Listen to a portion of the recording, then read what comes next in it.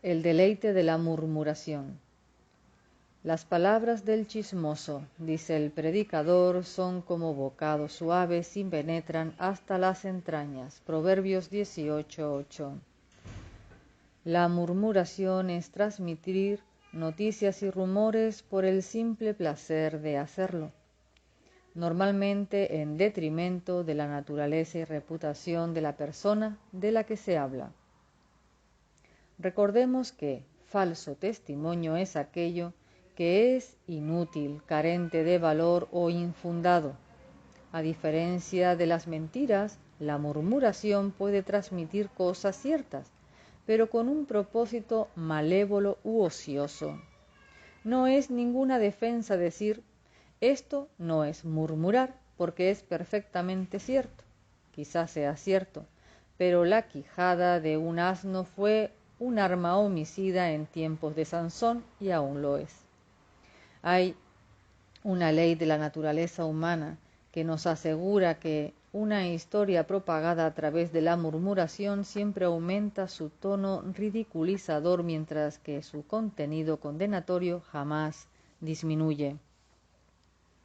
En 1867, Charles Haddon Spurgeon, el popular predicador victoriano, habló en un culto de instalación en Thetford, Norfolk, de uno de sus estudiantes, un tal Welton. Muchos años más tarde, el señor Welton se refirió a lo que Spurgeon había dicho en aquel sermón. Abro cita. Antes de que dejes el colegio y vayas a la iglesia, quiero que te sometas a una operación. Voy a sacarte un ojo, perforarte un tímpano y ponerte un bozal en la boca.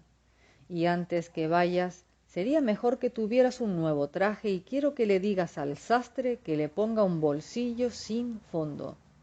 ¿Comprendes la parábola? Habrá muchas cosas en tu congregación que habrás de mirar con el ojo ciego y oír con el oído sordo, mientras que muchas veces te sentirás tentado a decir cosas que sería mejor mantener en silencio. Recuerda entonces el bozal.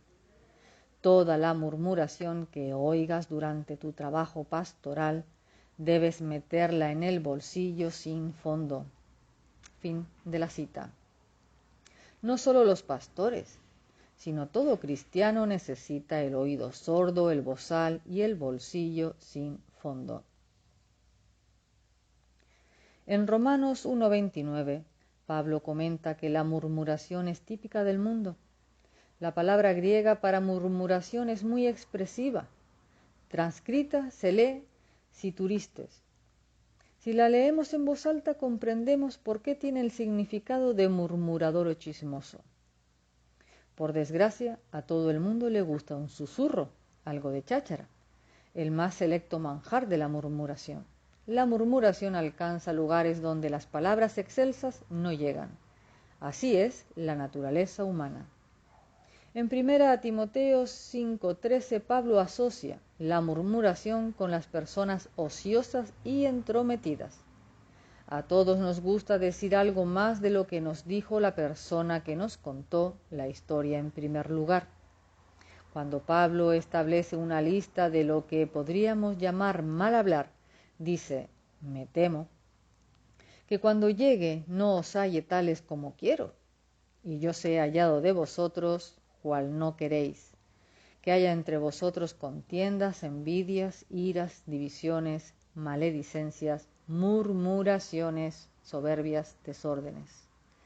Segunda a los Corintios 12:20. En su último sermón antes de abandonar Nueva Inglaterra en 1750, tras 23 años de ministerio, Jonathan Edwards advirtió a la congregación: una congregación contenciosa será una congregación desdichada. Llevaba razón, y la murmuración es el falso testimonio que alimenta la contención.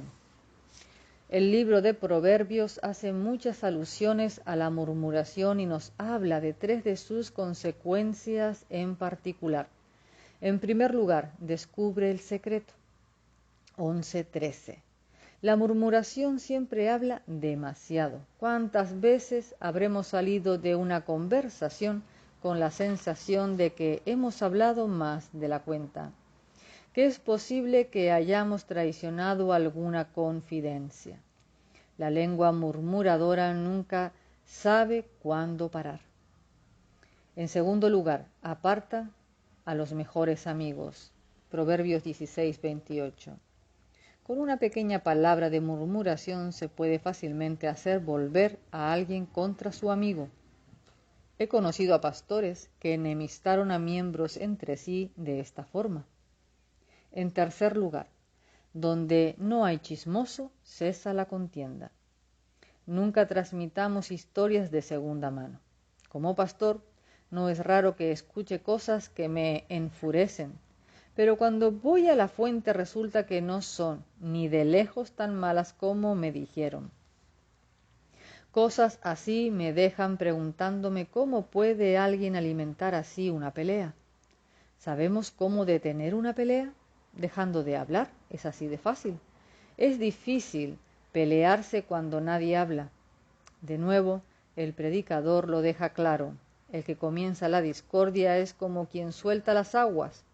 Deja pues la contienda antes que se enrede. Proverbios 17:14. Contrastemos todo esto con Cristo, quien era firme y veraz en sus críticas, pero amable, justo y equitativo en todas sus palabras. Nunca habló imprudentemente, nunca habló fuera de lugar y nunca hubo de retractarse de nada de lo que dijo.